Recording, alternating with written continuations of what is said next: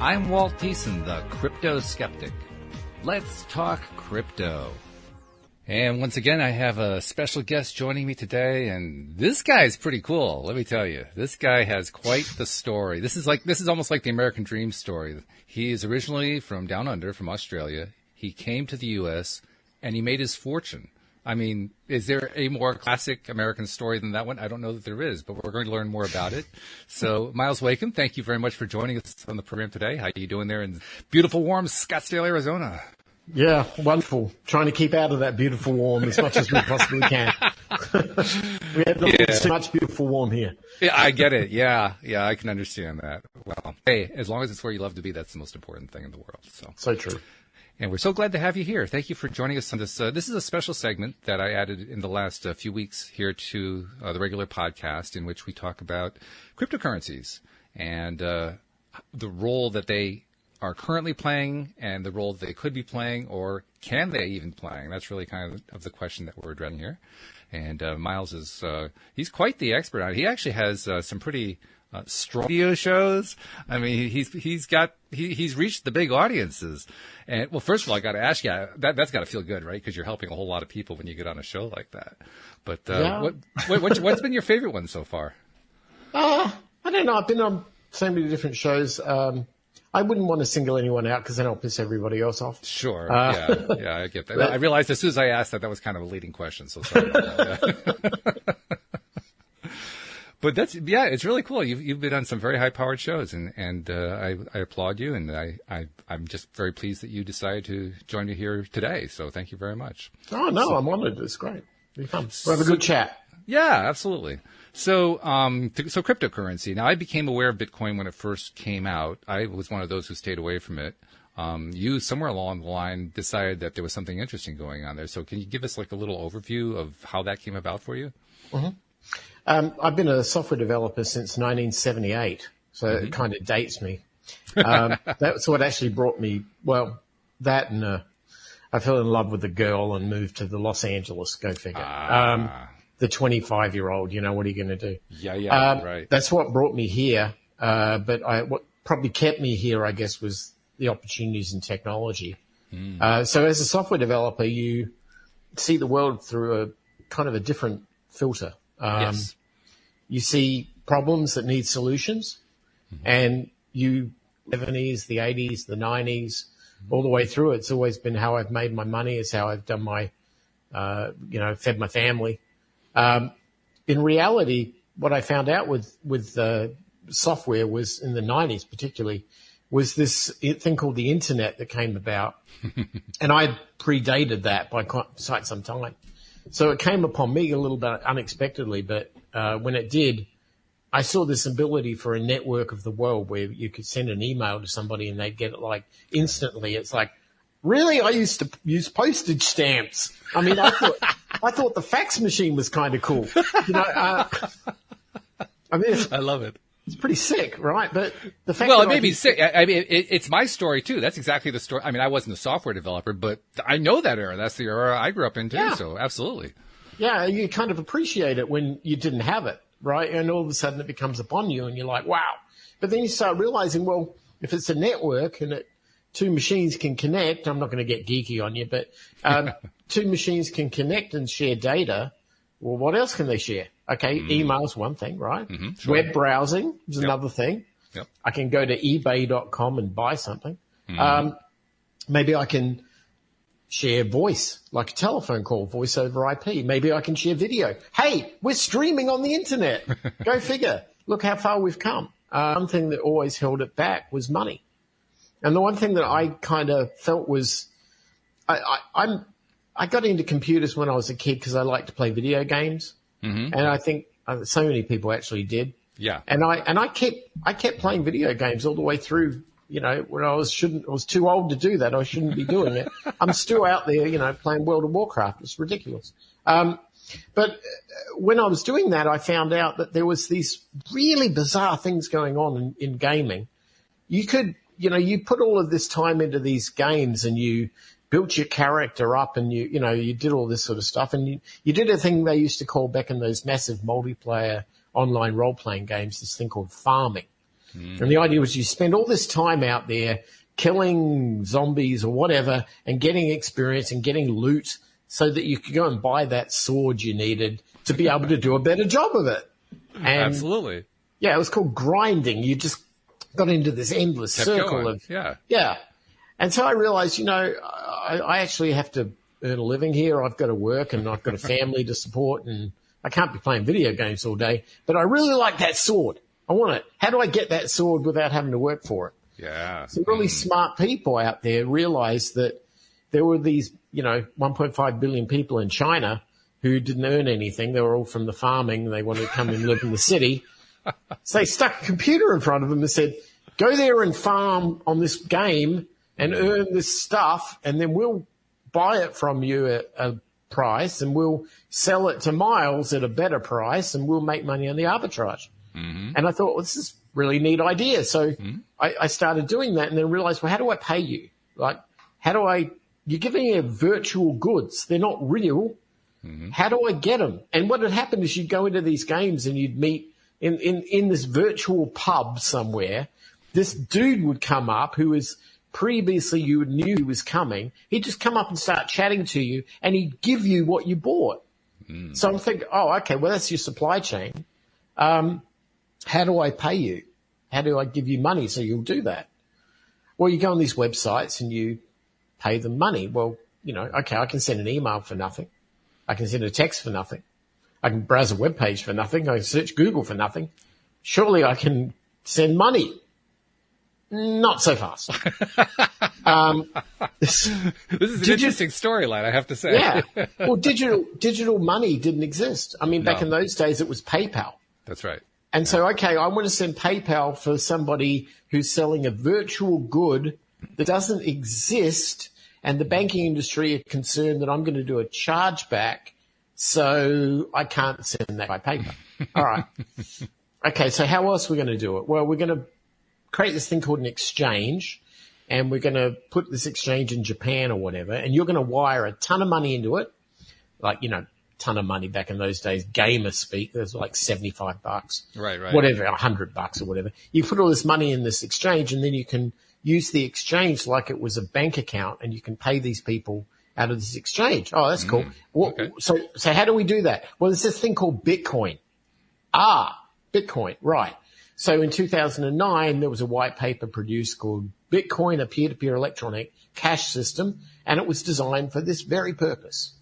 And that's where I got into it. I ended up finding that it was not only had great efficacy for buying digital virtual goods on the internet, but I also had a guy who was working for me who was in Bangladesh. He was a programmer. Mm-hmm. And he was this was in 2011.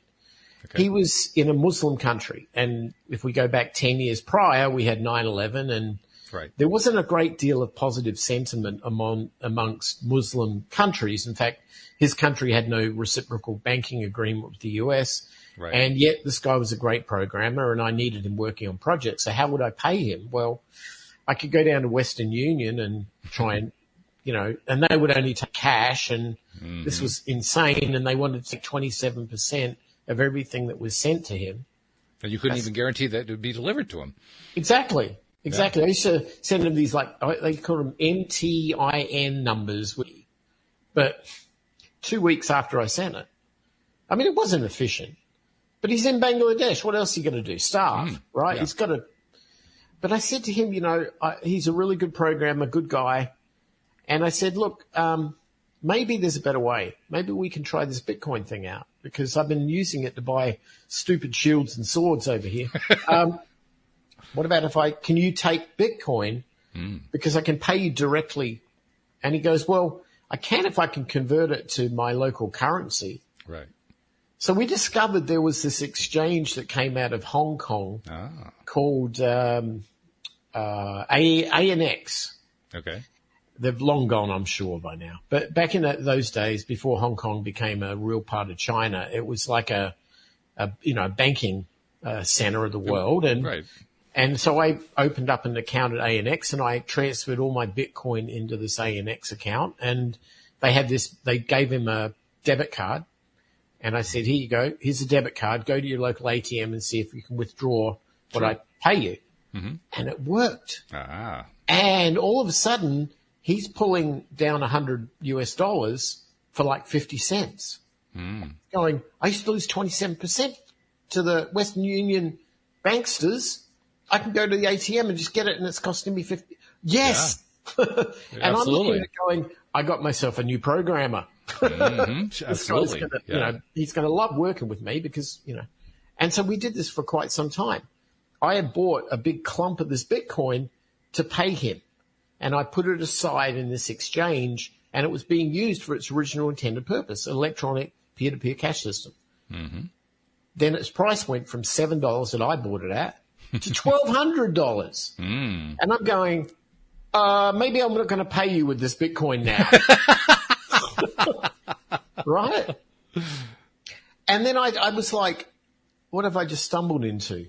So all of a sudden, I went down the rabbit hole. And I said, okay, I need to learn everything there is about this. And as a software developer and understanding cryptography and understanding where this came from, not the people, but where, right, it wasn't very hard to trace it through to its, and you kind of look at it and think, I get it. But if I'm going to understand, like if I was going to write software to help somebody out, I'd go into industries I had nothing to do with. I mean, I'd get called in to write software to do cryogenic freezer storage management.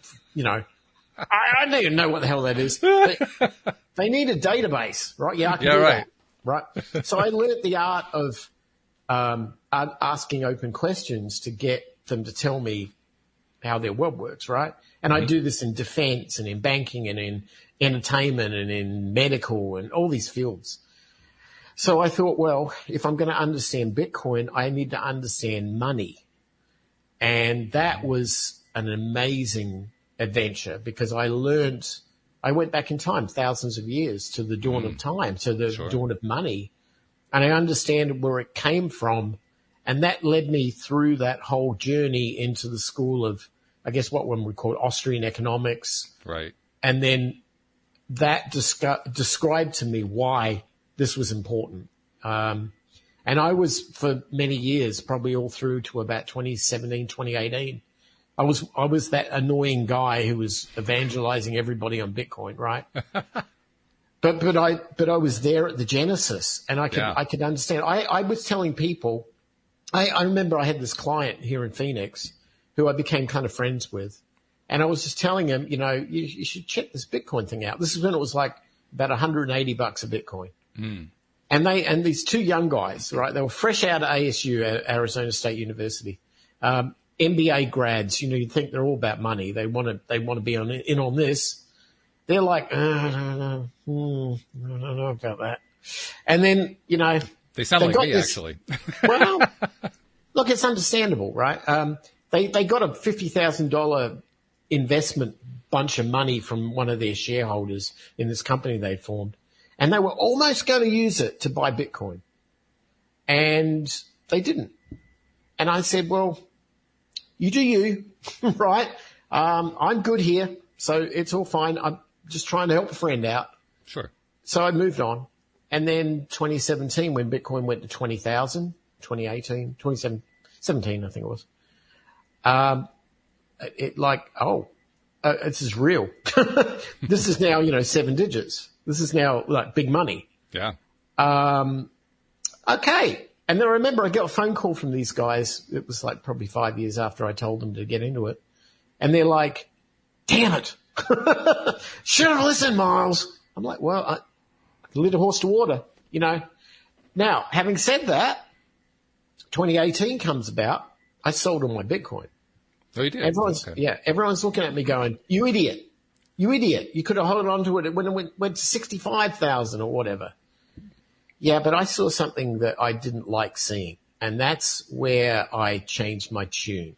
Okay. Because I understood the genesis of money. I understood technology and protocols and software. Sure. But I didn't understand people enough. It wasn't until I started to study psychology and I understood the motives of greed and I understood the motives of fear of missing out and why we are the way we are and how, we are just flawed animals, and we're lucky we can build tools and become an apex predator, but that's kind of luck. And I started realizing you can't sort of undo stupid. You can't undo flaws. You're born with them. Our human race is like that. Here's the thing. I saw Bitcoin as this great equalizer. I saw it as a way that 8 billion people on this planet could all get to have money and get to bank and have a little smartphone and trade between them. There were no counterparties and there were no banks, and it was pure, and it was the original intention of the white paper. Because remember, the white paper came out of our 2008 global financial crisis. Right, yeah. No one liked banks back then. Remember Occupy Wall Street? Not particularly, no. Right. So there was purpose. It had traction. People wanted to hear this story. Mm-hmm. But then when 2017 came about and there were all these scams and there were all these fear and greed and people absconding and what nowadays they call rug pulls and all these things, it was like, I'm not proud to be a human at this point in time, because we've given you guys a gift. We've given you guys something that will get rid of inflation. We've given you something that will equalize the world, that will decentralize the world. And look what you do with it. This is what you do with it. Goldman Sachs absconds with half of it and pushes the price up, and everybody's like trying to rip each other off. And it's like, no, you've missed the point. And that's when I'm like, I'm out. I was like, the guys on Shark Tank. I'm out. That was me. And I exited the space. I dabbled in little projects around it that might have some efficacy, but they were all cursed with the same human flaw of greed and power and totalitarianism. And I realized that's our story. And we can't undo that. That's how we are. Money is, I took this to such an enormous degree. I went to Venice, Italy, to where investment banking was invented in a little town square in the Carnegie there in the Jewish ghetto. Yeah. And I understood how the Jewish people kind of hacked the system to be able to create banks to lend money for good reason, because that the farmers needed to buy seed before the crops were yielding, and the people in Venice need to be fed. So there's good reason for this. But there was also a point where things got out of hand, right? And I think the fear of the Romans back in those days was that they didn't want things to get out of hand, and that the New Testament in the Bible was their, that was their law, and they wanted to be 100% accurate to it. And the Jewish people said, well, you don't buy that second book. We're only into the first one. So, we'll do it our way, thanks. And they were allowed. But at the same token, I saw that their history was exactly the same thing. The same thing that happened in the 1800s to the run on the banks and the collapse of banking in the late 1800s. The same thing that brought us to the Great Depression. That was people borrowing money to buy stocks. And then the same thing in 1971 when we left the gold standard, and all of a sudden we free floated our currency based on, I don't know, whatever. And now we've got an inflation problem as we had in 1981. These are problems that repeat based on human greed, and Bitcoin does not solve these problems. It just provides us a different protocol of money. And therefore, unless it solves the problem, its efficacy is minimal. And I wouldn't say it's a failed project, because we've learned so much from it. But its original intent has been lost. And I would love to see that returned. I really would. There are a lot of people, particularly the OGs in the Bitcoin world like me, would love to see that returned, because it's why we got excited about the project, 10, 11 years ago. Right. But now, not so excited by it. So if you were to look at it from the perspective you now have today, looking, say, 5, 10 years down the road, what are the prospects that you see for Bitcoin or indeed for other cryptocurrencies? Wow. It doesn't have prospects. It's just a protocol. It's just money, right? It's like saying, what's the prospects for a US dollar? It's just money. It's what you do with it. they're like we have in money. I guess the question. Let me qualify my question. I guess my question has to do with adoption and acceptance on a massive basis. Oh, yeah.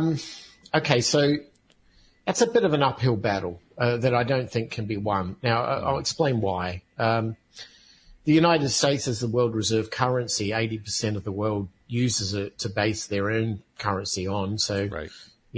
I don't know, someone in Japan needs money and they have gold and they want to, lend it to us, or, basically they buy US bonds, and that's how they have some stability in their currency.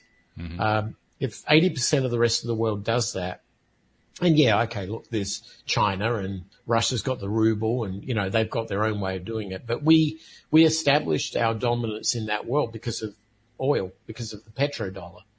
And Bretton Woods too. I mean, the two work together. Yeah, really. Yeah, exactly. I mean, dominance over World War II and oil has created our situation where the world relies on us. You think that the United States also doesn't really make a surplus at the moment. It hasn't for about 20 years. Right. So we're not in a situation where we export more than we import. So we're not a production economy per se. We're a consumption economy. Right. And in that world where you control the currency and you're a consumption economy, if you don't control the currency, you are going to risk downfall. I mean, completely. Oh, yeah, sure. Yeah.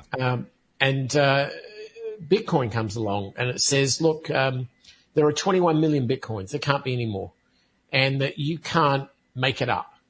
Unlike, the guys at the central bank can just make up whatever they want and inflate the currency any way they want. You can't do that with math, with Bitcoin. It's got to be honest and transparent. And I kind of see like the US government is looking at this going, well, they've got $1 trillion market cap right now, and let's get them while they're young. We don't need them around threatening our position. There are too many powerful and wealthy people here who could lose everything.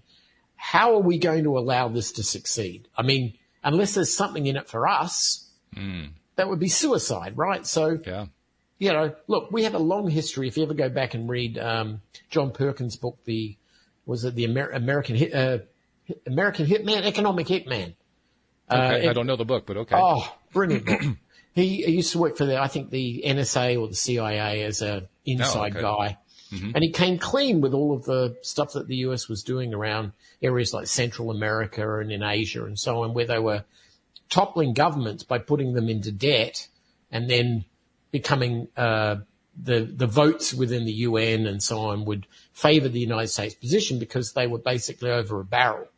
And this was a standard practice going on in the 80s and the 90s and the 70s. Mm-hmm. China took that playbook perfectly and did exactly the same thing.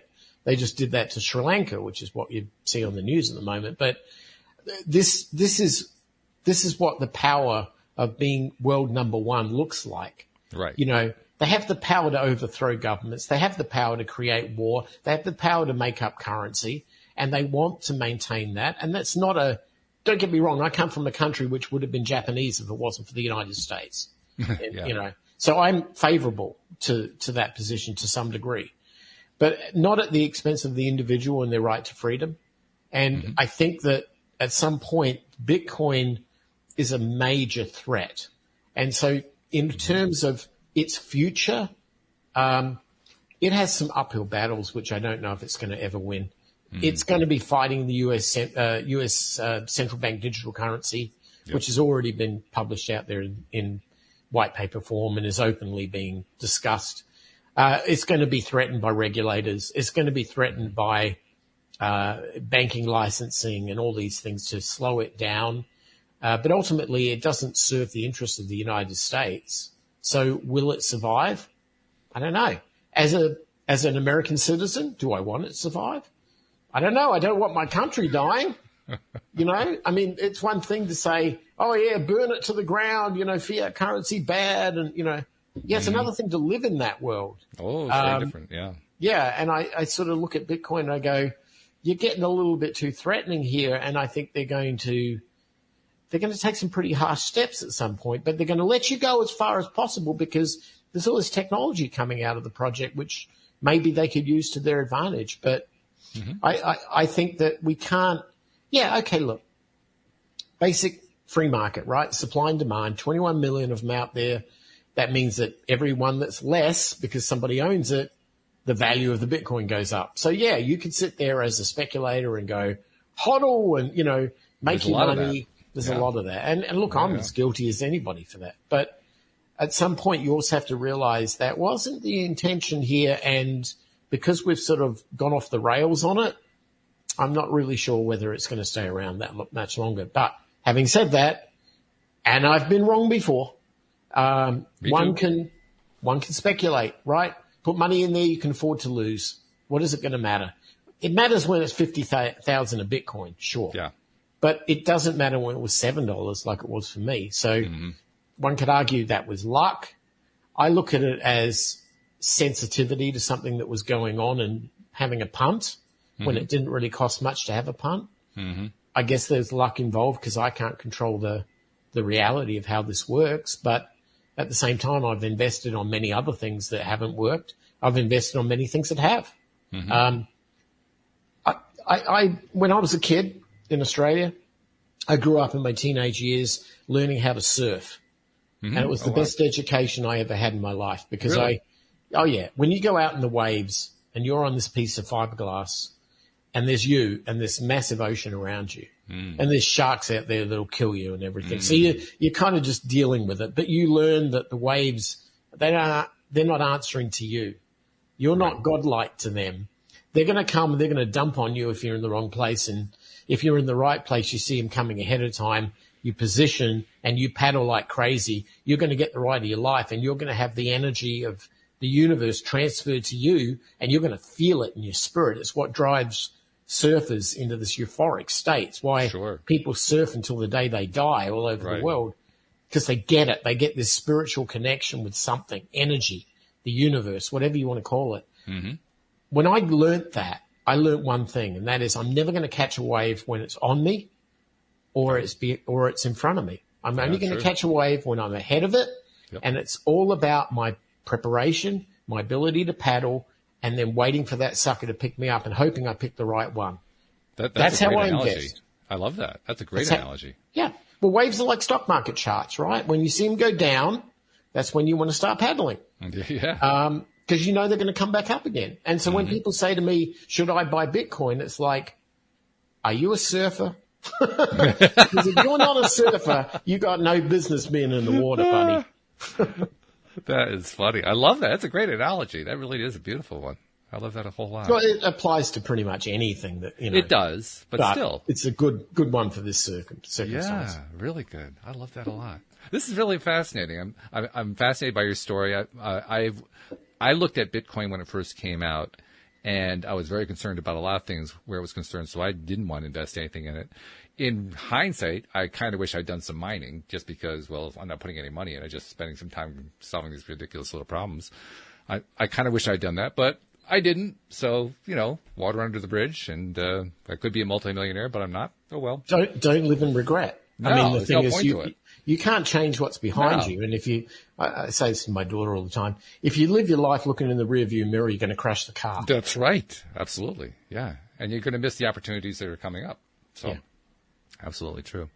One of the things that came to my mind as you were telling your wonderful story, I love the way the whole thing laid out. That's gorgeous. When the 2008 financial crisis came along, one of the things that came out of it is something that to this day, I'm convinced that many, not all, and this is one thing that I'm getting out of these interviews that I'm doing with people like you, but many people in the Bitcoin world didn't come to terms with, is a key component of what you correctly described as Austrian economics. By the way, we don't really define that term here on the podcast, just so you know where that comes from. Austrian economics is so named because some of the leading thinkers that were involved in formulating the nature of it were originally from Austria, not surprisingly, and that's why it's called that. It's a relatively small school of economics compared to, say, the Chicago School, where Milton Friedman and others come from, and there are other schools as well. But it's basically a thought process or a way of understanding and making sense out of economic history, in this case monetary history, although Austrian economics covers a wider span than just monetary history. So that's where all that comes from. But one of the key components of the Austrian theory is the idea that it's important to maintain the purchasing power of currency. That's where you were talking about earlier, the importance of having a limited supply, and so you can't inflate, and that leads to basically the money supply maintaining its purchasing power. Something which fiat money does not want to have because of the belief system they have that if you slowly keep increasing the amount of currency that's out there, you basically stimulate economic activity. We won't even get into the debate of whether or not that's true. That's basically what the idea is. Yeah. And excuse me. And so with that kind of as a backdrop, here we come into 2008, which many in the Bitcoin / libertarian / freedom / whatever you want to call it group saying, okay, this is the big watershed moment we've been waiting for because they have been inflating like crazy, and now all of a sudden the banks have gotten themselves in trouble and the whole thing is about to fall apart. This is our moment. Except that it wasn't. Basically, the markets came along and said, well, okay, let's look at this. What we want is liquidity. We're going to see that because they're going to create this magical money out of thin air to bail out the banks. We love it. Let's go. Bull market. Here we go. So much for purchasing power. They didn't care about purchasing power. Purchasing power got 0 votes out of 2008. And that's one of the things that really bugs me about the Bitcoin community at that time. Now, I'm probably speaking a little bit too far out of turn where Bitcoin is concerned today. But nevertheless, I think that's a trend that continues to some degree. Basically, an unwillingness to recognize that part of Austrian economic theory didn't actually hold up. Well, I think it's fair to say that there's often a misunderstanding of what Bitcoin is as opposed to what the services surrounding it could be. So a Bitcoin is only a protocol, just in the same way that a silver coin or a dollar bill is a protocol. It's how we communicate our wants and needs. We use it as a valuation measurement, an increment. What I think went against Bitcoin is that, okay, I draw this analogy. I recently did this on one of my podcasts, but if you're building a house, you have this idea that you want to build a wall and it's, say, 12 feet long. Well, you and I know what 12 feet is. Sure. But how do we know what 12 foot is? What exactly defines what a foot is? We believe somebody gives us a ruler, and it's about that, right? But who certifies that? Who's the definer of measurements and increments, and who guarantees that your ruler and my ruler are exactly the same? Somebody somewhere in history did, because we've moved past that. The Freemasons moved past that, and so on. But the truth is that we don't question a measurement of distance, and we use it to build and engineer things of great size and shape and power. Money doesn't have that same quality. It's not a science. Money is an art. Money is the value of a dollar changes every day. The value of the purchasing power is not an inch, which never changes. It's a constant variable commodity. When people look at Bitcoin and they measure it against US dollars, is that a question of the value of Bitcoin, or is that a question of the difference or the value of the dollar? Because if my dollar is worth less, then I'm going to have more Bitcoins, right? And if my dollar is worth more, I'm going to have less Bitcoin. So if Bitcoin price goes up and down measured against the US dollar, nobody ever asks the question whether the US dollar is the actual moving target or whether it's the Bitcoin, right? It's a valid point, sure. And Bitcoin is based on math. Well, when you have a situation where mathematics denotes exact, can't argue math, right? Then you have the same principle as an inch or a centimeter or a meter or a yard or whatever. You have exactly the same principle. And then you can do big things. You can build big buildings. You can safely do all of these wonderful things with it. But when you've got an entire world which is based on the fluctuation and arbitrage of a moving dollar, whether it be the Forex market, whether it be, the underpinning of, say, the credit market or financial services, the borrowing and lending. If I give a bank $1,000, do they float it out on the exchange and then, all that stuff, right? If that's underpinning our entire economy and you're going to come along and say, all of that's got to go, we've got this static measurement, just like we have to build a building, that whole financial services industry completely collapses. And with that, governments collapse, because when your government is entirely based on debt, it is 100% related and tethered to the central banks. And so it cannot allow this to fail. I mean, it cannot. Right. It's not a question of whether it should. Bitcoin people will argue. There was never any question that it was going to. It had to, because otherwise it would mean the end of all of it. It would mean the end of that entire system. Yeah. But with that said, is it a Boolean statement whether it's going to be Bitcoin or not Bitcoin, or is it going to be fiat or not fiat? Because we do have problems with fiat currency. We have extreme bubbles and drops. Oh, sure.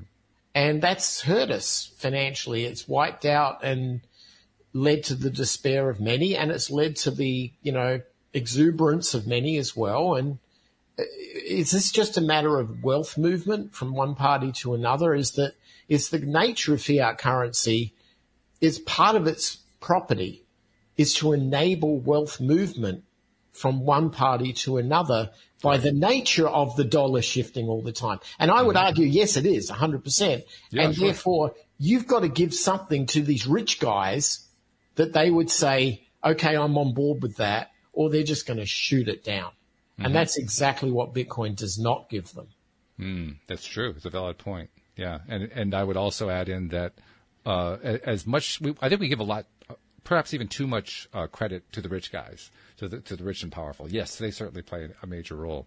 But at the end of the day, what it really comes down to with anything to be considered money is, does the public consider it money?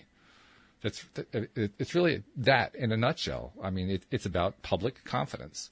And to this date, so far, the record of the dollar from the perspective of your average person in the public compared to the perspective they have of a Bitcoin or any other cryptocurrency is positive.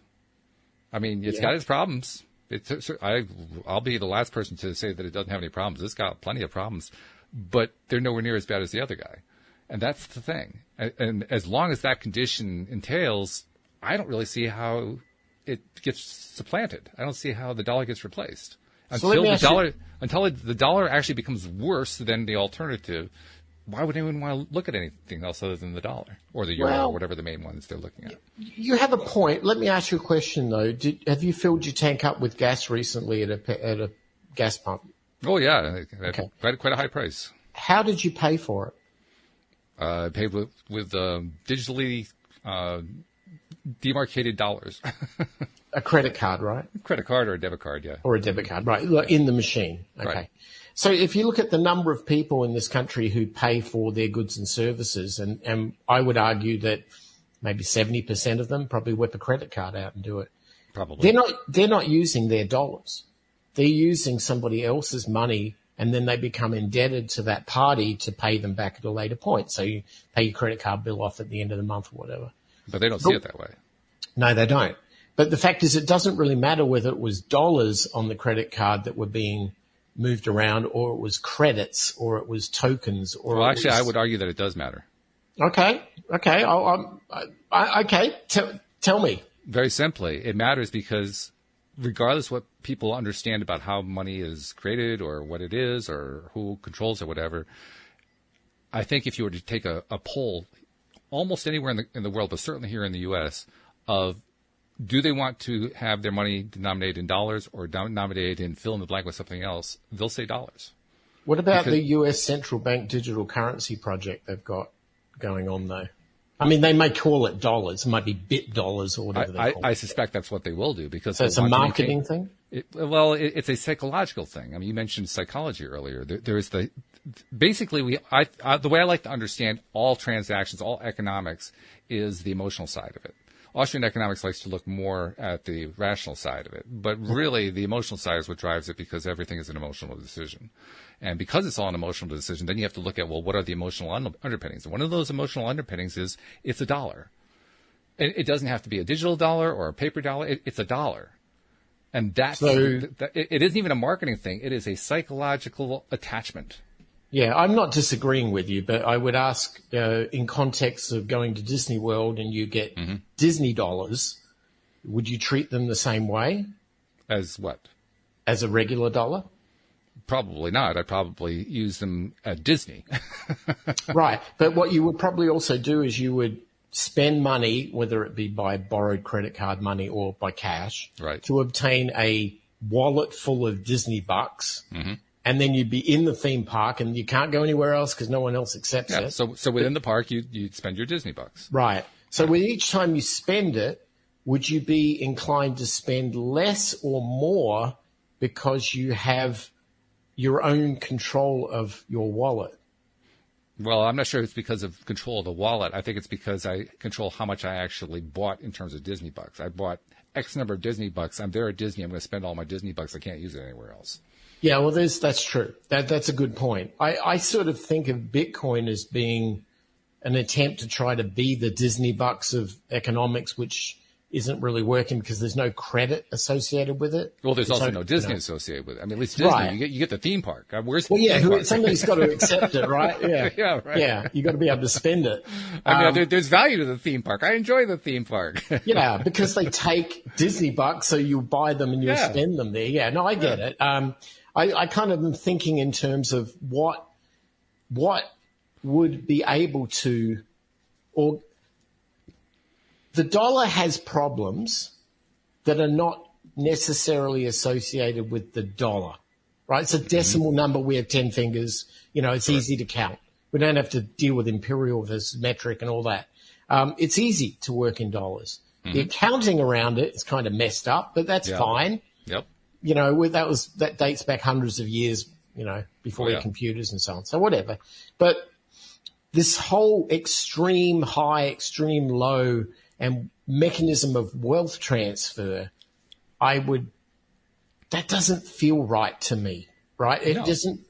And I think all of us would probably agree in some ways. We would love to, live in a world where the stock market only ever went up and, you could never go wrong and you never lose your shirt. Look, I've lost my shirt so many times. I've made millions. I've lost millions. I've been pulled from car wreckages, nearly half dead. Wow. I've been around the block on this thing too many damn times. And I realize that you get older and you don't really want to be going around the block anymore. You want something stable. And I think that the biggest concern I have right now is that you get older and all of a sudden you've amassed some form of wealth, whether it be through toil or labor or arbitrage or whatever you've done, speculation, investment, risk management, whatever. You want to be able to see that pays you back because you can't work anymore. Sure. And we don't have a system right now that can answer that question. It's a fundamental human need. We don't have a system which provides us with the ability for, in our elder years, to be healthy and safe. Sure. Unless we equate money to that, and yet we cannot be out there earning more money because we're old, grey, and backs are bad and whatever, and yet we don't have a system other than our traditional investment model, like equities, bonds, and so on, that is controlled by a financial services industry that is based on a dollar that fluctuates in its value from day to day. So I'm not saying that it can't be solved. I'm just saying that you've got millions of baby boomers out there who are not right. Yeah, Me too. Right, we're all there. Who are not earning anything meaningful on our historical toil, and we're looking for something. And yeah, I get the fact that we are skeptical about these new things that come along because look at our history, right? We've been getting 0.09% on our savings account at the bank Yeah. for years, and we're like, that ain't going to work. And now you're telling me I had a 10% inflation rate. Something's got to give. Something's got to change. Bitcoin comes along. Naturally, you're going to go, oh, is this any different than anything else, right? They all tried to tell us that we were all going to be, yeah, I get it. I do get it. I'm not an advocate or a maximalist of cryptocurrency, but I am fundamentally and philosophically saying we need something different because what we got right now ain't keeping grandpa alive. And when he's looking down the barrel of going into the nursing home that wants $300,000 for him to get a bed there, we got to have something here because that problem ends up back on our laps. Mm-hmm. And I don't know what the answer to that is, but I'm willing to try. I like that last bit, that I'm willing to try, because I agree. I'm willing to try it too. I'll tell you what my unfettered, no evidence behind it projection is. This is speculation, and I can't even be specific about it. That's how speculative this is. This is so wildly speculative that it's airy fairy. Let's put it that way. I honestly believe, and I mentioned this a few times in the last month or so, I honestly believe that at some point, 10 to 15 years from now, we're going to be looking back at this point in time, and we're going to recognize that we have a brand new way of thinking about money. The part that I can't tell you is what that is. Right. But it's going to be very, very different. I think there are going to be elements of some of the ideas that are involved in cryptocurrency involved. There are going to be elements of fiat money involved. There are going to be elements of a lot of things involved. But I think probably the biggest thing that's going to change is the way we think. We're just going to be thinking differently about it. I can't give you all the fundamentals of that. I'm going to kind of speculate that in kind of a very broad sense, we're going to be feeling better about ourselves, and that's going to change the way we think about stuff. But even that, I can't give you evidence of that. I can't say, well, here's how I know that that's true. This is just my speculation. But I honestly think we're going to be in a place like that in about 10 to 15 years. And we're going to look back and we're going to say, that was an amazing 10 to 15 years. It was painful. It was crazy. It was up and down. It was all over the place. But we're in an entirely different space now. And I just don't think about money the way I did 15 years ago. Yeah. No, I mean, there may well be some traction to that because we look at technology, robotics, automation, our needs for things change. Yep. I think we have to get past our own flaws, particularly the greed for power, the lust for power. That it's one thing to say I can create an autonomous car so Grandpa can go to bingo and he doesn't have to drive because they took away his driver's license. Yeah, I can see that. But if the person who controls the access to that is not necessarily pure of heart, I'm not sure how that's going to work. And to be honest with you, I'm not I'm kind of more of an anarcho-capitalist, if you were to call it anything. I know the phrase, yes. Right. I'm not a fan of My listeners probably have no idea what you're talking about. But no. You don't have to know. Look it up. Worry. It's not that important. Right. I'm not a fan of government, and I don't think that government as a fallback mechanism, as a counterparty to our own security, necessarily has our back at all cases, that there are interests within that may be juxtaposed with our own. And that's okay. You shouldn't need them, is my kind of position. It's like if you set yourself up from an early age on the basis that I'm going to be my own government, I'm going to be my own bank, I'm going to be my own financier, I'm going to be my own safety net, you're probably okay, right? Yeah. And I've taken that to ridiculous extremes. I just bought a big acreage of property in Mexico that I built a compound on. Nice. Yeah, so I'm kind of going into 100% crazy, self-sufficient prepper land down there, but I believe having fun doing it, I think. Oh yeah, I like tacos. But I believe in what I think is the emerging markets of that, and the supply routes, and the changing trade, and the reduction in trade with China, and the increase in trade with Latin America. And I think that my punt is on that. But regardless, when getting back to your point about the future of money, the need of money could change because of automation, as long as it is evenly distributed. And that sounds really bad coming from an anarcho-capitalist. People have no idea what you're talking about, but I get it, yes. I'm not a communist, right? I'm not that guy. But there needs to be... okay, so let me put it to you this way. If you've got a world in which there is not equal access to opportunity, then you cannot have the utopia that we are hoping to see. And what I mean by that, and I'm not talking about the stuff you see on the nightly news, I'm saying as an immigrant that came to this country with a bag of clothes, with nothing, I came up close and personal with opportunity. I never finished high school. I came to this country attempting to get a job and was told no 20 times over by companies that could have benefited greatly from hiring me. Right. Having left a country in which I just had written the software that ran a $5 billion diesel electric submarine manufacturing project for the Australian government that billed $50 million a month out of my little software running on a Macintosh, not unlike what I've got sitting behind me. Single-handedly, at the age of 24, I wrote that sucker to manage a $5 billion submarine contract. I come to this country, and because I didn't have the right paper, and it could have been because I had the wrong skin color or I had the wrong ethnicity or the wrong gender or whatever you want to call it, because I didn't have that, I was denied opportunity to practice. And that, to me, is the tantamount problem that we have to get past. If we can get past that, then allow people to be measured on their results. Okay, don't question how they get there, but measure them on their results. If they screw up and they don't get good results, then it's on them. They wear it. Clean up your mess. I get that. But don't deny them opportunity. And in a world where money denotes opportunity, we've got a big problem on our hands. I wish we had talked about this at the beginning of the show because we're out of time, and I would love to get into this. This would be really fascinating to talk about, but we'll have to save it for another time. Before we part company, though, tell people how to find out more about Myles Wakeham, who's a pretty interesting guy. I have to say, I've been enjoying this conversation. Thank you very much. Oh, I'm sure I upset people too, you know. Yeah, no, that's part of it, though. BeUnconstrained.com is where I live. That's on the internet.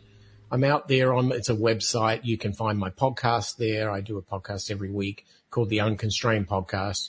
I do these sort of interviews. I write articles. I'm on the Ben Stein show every week. That's where I live. If you want to find more about me, that's the place to go. That's beautiful. All right. Well, Myles, first of all, thank you very much for being on the show. Second of all, I love the stories. Thank you for the stories. And third, I'm going to try and invite you back again sometime. We'll have to carry on the conversation from where we're leaving it off because I think it'd be really fun. Yeah, we'd love to. That'd be really great. So wonderful. Thank you for having me. I really appreciate it. Oh, it was wonderful. It was an absolute treat. And thank you to our podcast listeners everywhere. Be sure to check out the regular LOA Today podcast as well, which I'll be recording the Friday episode with Debbie and Neil in about 5 minutes. So we'll see you then. We'll see you all next time here on LOA Today. Goodbye, everybody.